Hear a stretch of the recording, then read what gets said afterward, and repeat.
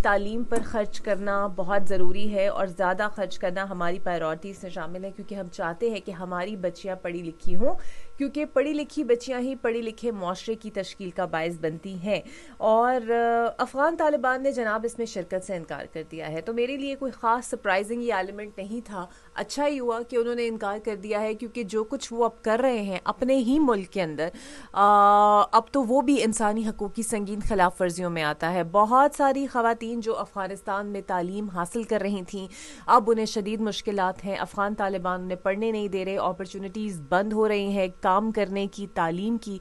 और स्पेसिफ़िकली ख़वातीन के लिहाज से अफ़गानिस्तान अब ये कहा जाए कि एक अच्छा मुल्क नहीं है रहने के लिए, इसमें कोई शक नहीं है।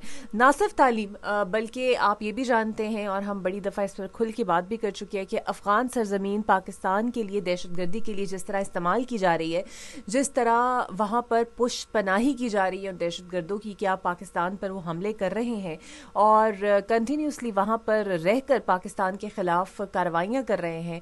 और बावजूद इसके कि बार बार अफ़गान हुकूमत से बात भी की जाती है, अफ़गान तालिबान से बात भी की जाती है, लेकिन अभी तक कुछ भी इस हवाले से नहीं किया जा रहा। 47 ममालिक के वफूद यहाँ पर मौजूद थे। मलाला ख़ुद यहाँ पर आई, पाकिस्तान की बेटी हैं और तालीम के हवाले से काम भी कर रही हैं, उन्होंने भी इसमें शिरकत की।